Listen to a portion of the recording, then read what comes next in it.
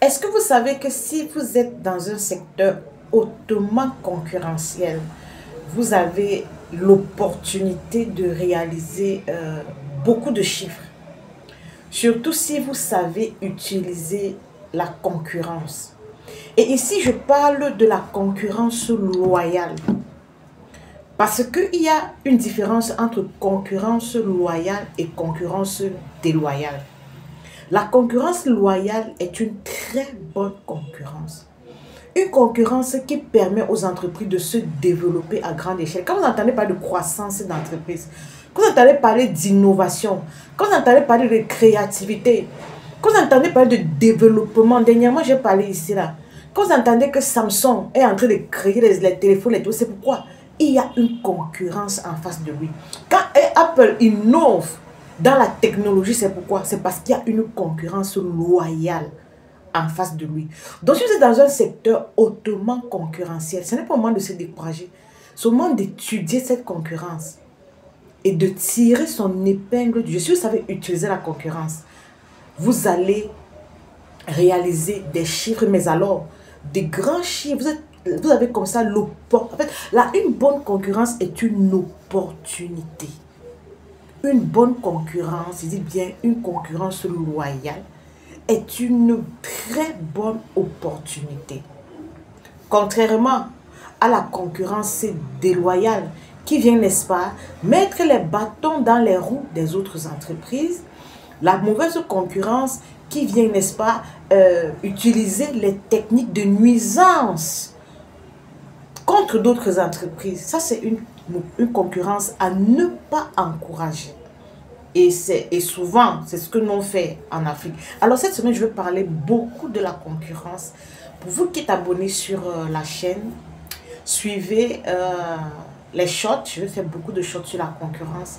Et dites-moi ce que vous en pensez. Si vous êtes dans un secteur concurrentiel, quelles sont les techniques que vous utilisez pour vous démarquer? Un avantage de la bonne concurrence, de la concurrence loyale, c'est, n'est-ce pas, la stimulation de l'innovation. C'est-à-dire, quand les gars sont en face de la concurrence, face à la concurrence, les entreprises sont constamment poussées, n'est-ce pas, à innover, à créer, c'est-à-dire à créer, à développer de nouveaux produits, de nouveaux services. C'est naturel parce que quoi, regardez, il y a ceux qui se découragent quand il y a la concurrence, dit que vous êtes dans un marché, il n'y a pas trop de concurrence. Et à un moment donné, beaucoup de personnes arrivent sur ce marché. Et d'autres vont se décourager que, ah non, ça ne marche plus. Il y a trop de personnes qui font ça, donc ça ne va plus de... Non, non, non, non, non, non, non, non, non. Ce n'est pas le moment de se décourager. C'est pas le moment de se décourager. C'est-à-dire, quand vous retrouvez que la concurrence vous a retrouvé dans votre secteur, qu'est-ce que vous devez faire? Vous devez étudier la concurrence. Étudier la concurrence. Qu'est-ce que la concurrence a apporté de plus à ce que vous étiez déjà en train de faire? Parce que c'est ça. Vous vendez un produit, le concurrent qui vient ne doit pas faire exactement comme vous. Il va apporter un plus. Qu'est-ce que ce concurrent a apporté de plus que vous? Alors vous aussi, vous allez analyser votre produit, analyser votre service. Qu'est-ce que vous pouvez améliorer pour continuer à garder votre place sur le marché? Donc c'est ça. La première chose donc que la concurrence va apporter, c'est la stimulation de l'innovation. Vous ne devez pas dormir sur vos lauriers ou vous décourager. Non, vous devez innover. Vous devez réaménager, vous recréer en fait, recréer votre produit, recréer votre service, réorganiser votre entreprise pour faire face à cette nouvelle concurrence qui arrive. Ou alors vous entrez dans un secteur concurrentiel. Vous ne partez pas comme ça. Vous allez étudier le secteur. Qu'est-ce que vous apportez en plus quand vous arrivez sur le secteur? C'est ça justement l'innovation. Et l'innovation va stimuler quoi? La croissance économique. Et va donner au consommateur une large gamme de choix. Désormais, le consommateur n'a plus un seul choix. Il a plusieurs produits devant lui. Les mêmes produits qui, n'est-ce pas, apportent, qui résolvent le même problème, mais avec chaque produit a une spécificité. Donc, c'est sur ça qu'il faut travailler. Quand vous êtes dans un marché concurrentiel, cherchez à innover.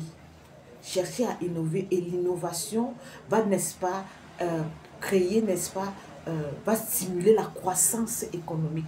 Dans un pays où les entreprises sont constamment en train d'innover, ce pays-là va connaître une croissance économique exponentielle. Un autre avantage de la concurrence attire beaucoup de clients.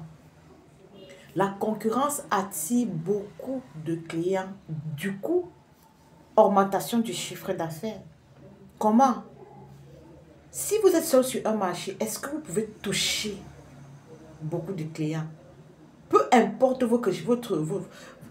mais pour toucher les clients, il faut investir dans la publicité. Ça va vous coûter et vous n'allez pas toucher tout le monde. Vous n'allez pas pouvoir toucher les gens. Plus vous êtes nombreux, plus vous touchez des gens. Plus vous êtes nombreux, plus vous faites connaître le produit à un nombre élevé de personnes. Regardez, ceux qui connaissent Douala et qui connaissent la rue de la joie. Le soir, quand quelqu'un veut manger du poisson brisé, il veut le poisson brisé, il veut la bière, il veut quelque part vraiment où il va s'amuser. Où est-ce qu'il se rend? Il se rend où? À la rue de la joie. Pourquoi? Parce qu'il sait que quand il va arriver là-bas, il a une large gamme de choix. Il peut avoir tout ce qu'il veut sur place. Il n'a pas besoin de se déplacer trop. Il aura tout ce qu'il veut sur place. Du coup, cet endroit attire beaucoup de personnes à la fois, au même moment. C'est pourquoi, toi qui vends ton poisson brisé, dans ton quartier là-bas, tu es seul. Tu es seul là-bas, tu vends ton poisson brisé. Tu ne vas jamais réaliser le même chiffre d'affaires qu'une personne qui vend le poisson brisé sur la rue de la Joie. Non seulement le poisson est cher là-bas, à la rue de la Joie, mais les gars elles ont beaucoup de clients qui viennent à la fois et qui achètent pas seulement le poisson. Elles vont vendre la bière, elles vont vendre d'autres choses, vont proposer d'autres services aux clients. Vous comprenez? Donc, cet endroit est un endroit justement, un exemple parfait de concurrence loyale. Devant chaque point, c'est-à-dire qu'à chaque pas, vous allez trouver un endroit où on vend le poisson brisé, un endroit où on vend la viande du porc, la viande de ceci. À chaque pas, vous ne pouvez pas faire 5, vous ne pouvez pas marcher 1 minute sans voir une table de poisson brisé. Une table de poisson brisé. Voilà un cas pratique de concurrence loyale. Mais ces gens-là font du chiffre. Ils sont nombreux sur place et ils font du chiffre. Donc, plus vous êtes nombreux à vendre un produit, plus vous pouvez attirer beaucoup de... Vous pouvez faire d'abord vous allez faire connaître le produit à beaucoup de personnes. Beaucoup de personnes. Ensuite, vous pouvez attirer ces gens et les convertir. Maintenant, pour vous qui êtes sur place, installés, plus vous êtes installés au même endroit, en rendant le même service, imaginez un endroit où il y a plusieurs menuiseries. Est-ce que les gens vont réfléchir? Tout le monde ira là. Par exemple, c'est que, ok, si j'arrive là-bas et que celui-ci est occupé, l'autre sera libre, l'autre. Vous voyez? Donc, on attire beaucoup de personnes à la fois et chacun trouve son compte parce qu'on est nombreux. Il y a les gens qui veulent tuer la concurrence. Ceux qui n'ont pas compris, ceux qui ne sont pas intelligents ou ceux qui, en fait, ils sont ignorants en fait. Ceux qui sont ignorants cherchent souvent à tuer la concurrence. Mais il ne faut pas tuer la concurrence. Parce que dans la concurrence, il y a ce que nous appelons la sous-traitance. Toujours dans l'augmentation du chiffre d'affaires. La concurrence ne vient pas toujours... avec la concurrence, vous pouvez, comment il dit, tirer votre épingle du jeu. Je vais prendre un exemple simple. C'est-à-dire que moi, je fais dans la restauration, moi, je fais dans les mets traditionnels, je vends le tarot, je vends le condré, je vends les mets traditionnels, en fait. Et j'ai ma clientèle. Mais voilà un restaurant qui ouvre juste à côté de moi et qui fait dans les grillades, les jus naturels, les mets européens, les quoi. Ils font dans ça. Et je me rends compte que ma clientèle commence à chuter un peu. Ma clientèle commence parce que voilà, c'est un nouveau concurrent, c'est un truc, tout, on veut découvrir. Parce qu'il y a aussi ça, on veut découvrir. Les gens commencent à partir là-bas. Ceux qui venaient manger le cuit chez moi, ils commencent à partir à manger les grillades et tout. Qu'est-ce que je fais? Désormais, moi j'informe à mes clients que, ah, si vous voulez la grillade, hein, on peut vous livrer la grillade ici. Je suis plein à dire que tu peux être en train de manger ton tarot, on te livre la grillade. Pendant que tu manges ton tarot là, on peut te livrer la grillade. Pendant que tu manges ton tarot, au lieu de te donner la bière, on peut te donner un verre de jus naturel. Et moi, je ne fais pas la grillade, je ne fais pas les jus naturels. Qu'est-ce que je fais? Je ne vais pas discuter avec mon ami concurrent. Les concurrents, on ne peut pas faire ennemi avec les concurrents. Voilà l'erreur fatale. Vous ne devez pas faire de votre concurrent votre ennemi juré. Non. Au contraire, s'il ouvre, vous appelez le concurrent, vous discutez avec lui, vous faites ami. Vous pouvez lui donner peut-être certains rouages du métier, si vous le voulez. Maintenant, j'appelle le concurrent, je négocie le prix de la grillade. Parce que moi, je veux sous-traiter. Je dis, ok, tu vends à 100 francs, est-ce que tu peux me donner à 75? Désormais, dès que le client me dit que, ok, donne-moi un plat de tarot avec 2 brochettes de je ne sais pas trop quoi. J'appelle le concurrent, il vient me livrer la brochette sur place. Vous comprenez? Du coup, mon chiffre d'affaires a augmenté. Il y a un 25 là qui a augmenté sur mon chiffre d'affaires. Vous voyez, c'est ça qu'on appelle la sous-traitance. Même dans les services, ça se passe dans les services. Je ne connais pas faire le business plan. Je suis comptable. Mais je connais un concurrent qui fait bien le business plan. Parce que je veux satisfaire ma clientèle. Je vais sous-traiter. Si j'ai un client qui veut le business plan, je vais sous-traiter. Je vais appeler ce concurrent, dire que je veux le business plan. Je m'arrange le prix avec lui. Je sous-traite. Du coup, moi qui ne faisais pas le business plan, je facture le business plan avec une marge. Vous voyez que mon chiffre d'affaires augmente parce que j'ai su utiliser la concurrence. La concurrence va stimuler l'efficacité, va amener les entreprises à s'améliorer dans l'efficacité. Pour les Camerounais, je vais prendre un cas pratique qui s'est passé ici devant nous, sous nos yeux. Vous vous souvenez, à l'époque, c'était quelle année? 2000, 2001, 2002, 2005, vous vous souvenez, 2005, il y avait, vous vous souvenez de Express Union sans publicité. Les gars étaient les seuls à faire les transferts d'argent au Cameroun. Mon Dieu, la souffrance de ça. Ouais? On te fait un transfert à Douala. Tu pars en Ndoko, tu dis que non, c'est à Village. Tu pars à Village, dit que ah oui, c'est à Village, mais c'est à F. Tu pars à F, dit que lui, c'est F1. Il faut aller à F1. Tu vois, on t'a fait le transfert de 5 000 francs. Tu vas faire le tour de Douala. Quand tu arrives dans F1, on te dit qu'il y a le mot de passe. Il a mis le mot de passe. Il faut encore appeler le gars. Que tu as mis le mot de passe. Il dit non, je n'ai pas mis le mot de passe. Il a mis le mot de passe. La souffrance pour retirer l'argent. La souffrance. Quand Orange Money, Mobile Money sont arrivés, qu'est-ce qui s'est passé? Ces mêmes gens qui nous faisaient souffrir, est-ce qu'ils ne sont pas devenus efficaces? C'est-à-dire qu'ils ont réduit les processus de retrait d'argent. Donc c'était possible. Donc c'était possible de faire en sorte qu'on te fait un transfert d'argent de, je ne sais pas, de Yaoundé à Douala.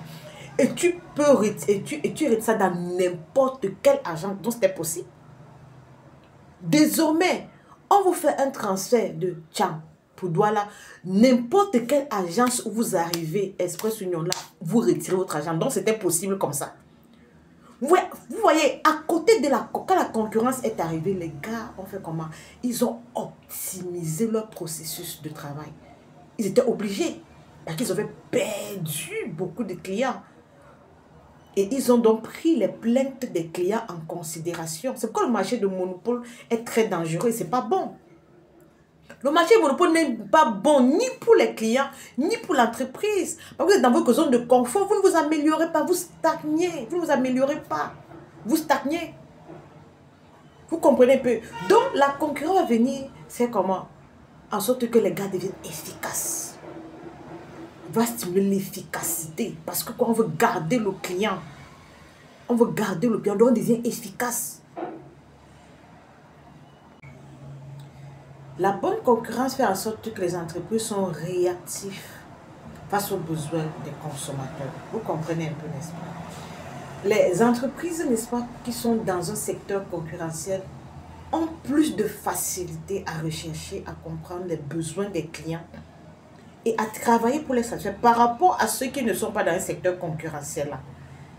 Hein, vous n'avez qu'à suivre mon regard au Cameroun quand on parle du secteur de l'eau et de l'énergie. Est-ce que les gars se tordent? Ils se tordent pas.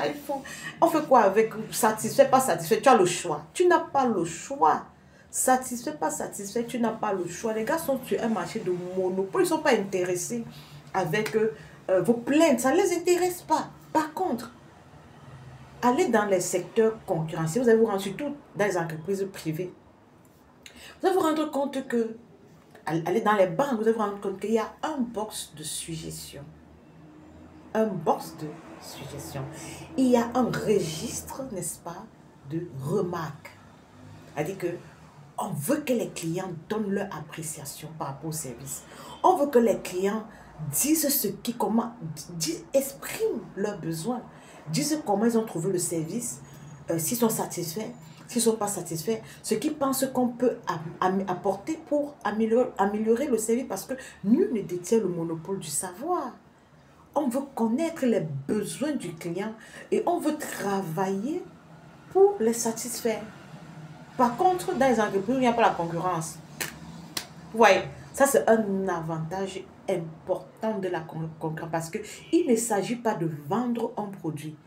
Il ne s'agit pas de vendre un service. Mais encore, il faut que le produit satisfasse le client. Il faut que le service satisfasse le client. C'est pour ça qu'on vend.